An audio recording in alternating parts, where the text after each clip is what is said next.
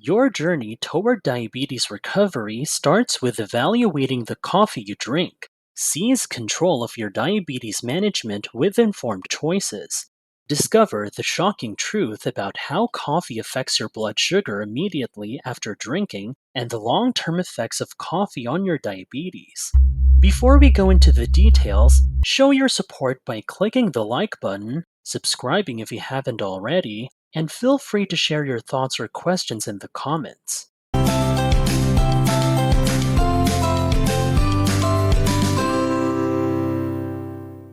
The discussion revolves around a study that examined various experiments on how the intake of coffee or pure caffeine influences people's blood sugar and insulin sensitivity immediately after consumption.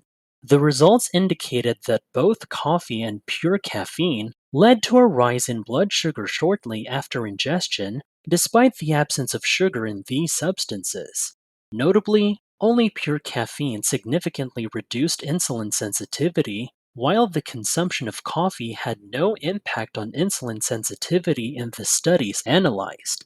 It's important to note that these findings are specific to the short term, immediately after consuming coffee, and suggest that the effects of coffee may depend on what it is consumed with.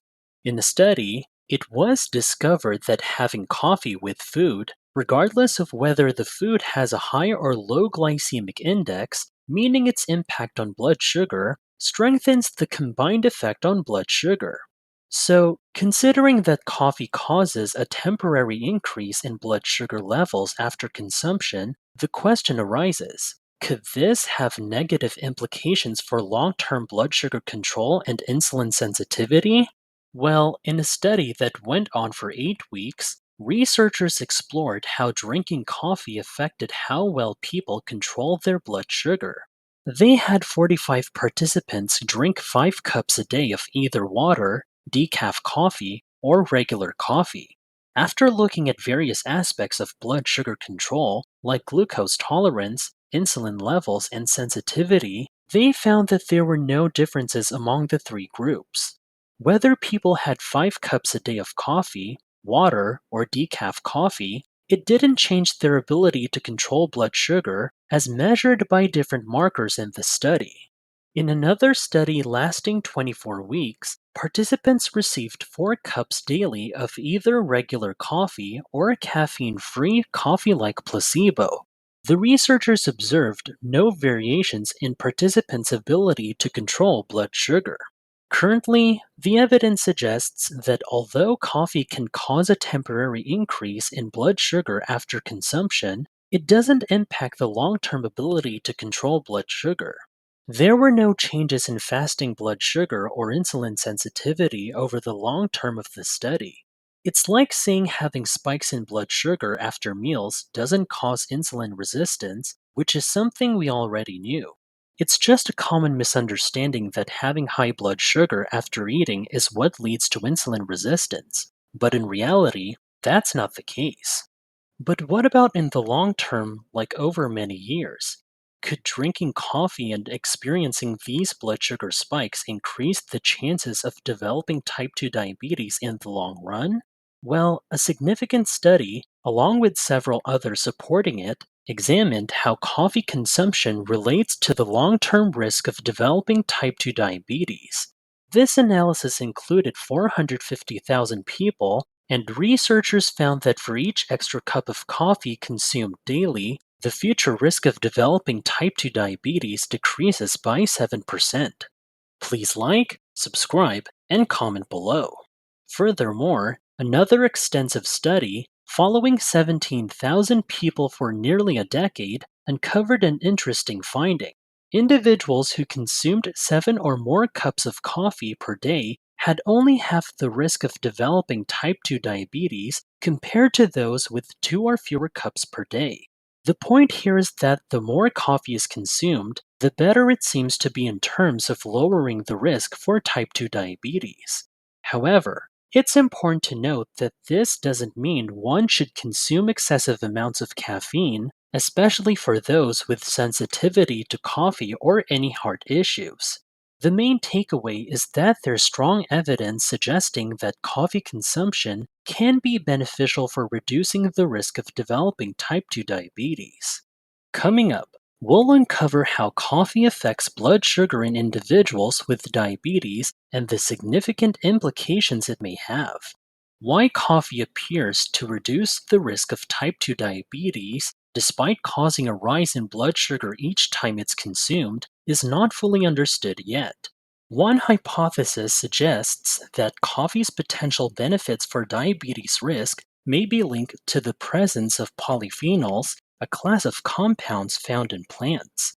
These polyphenols are thought to be beneficial for various bodily systems, offering a possible explanation for coffee's positive impact on diabetes risk. But what if someone already has diabetes? What does coffee do then?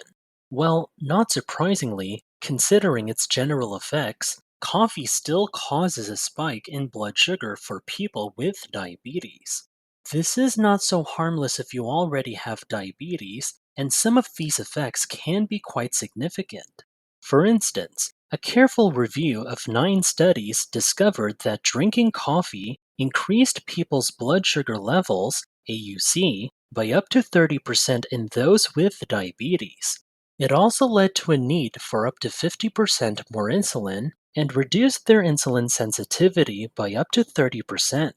It's important to note that these numbers represent the maximum effects found, so drinking coffee might have smaller effects if you have diabetes.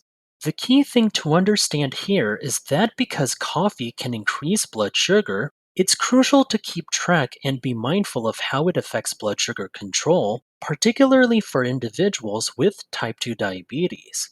Additionally, it's important to note that just because coffee causes a short term spike in blood sugar doesn't necessarily mean it's making diabetes worse in the long term.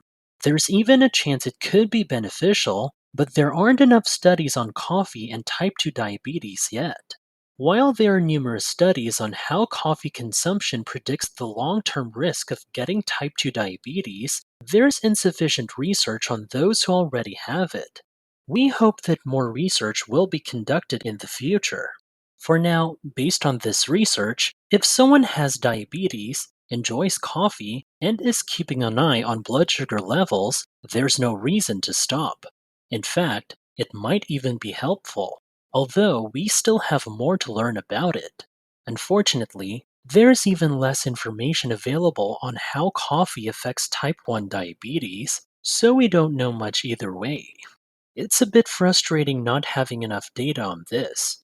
While coffee may cause a temporary blood sugar spike, it doesn't have a lasting impact on overall levels or insulin sensitivity. Increased coffee consumption is even linked to a reduced risk of type 2 diabetes. For those managing diabetes, understanding the interaction of coffee with blood sugar is crucial, especially when combined with food. As research progresses, these insights empower informed choices about coffee consumption for both short term effects and potential long term benefits in diabetes management. If you found this information useful, please show your support by giving us a thumbs up. Share your thoughts or experiences in the comments section. To stay updated with more valuable content on health, nutrition, and well being, consider subscribing to our channel. Your engagement and support mean a lot to us. Thank you for tuning in. And as always, we wish you the best on your journey to managing diabetes.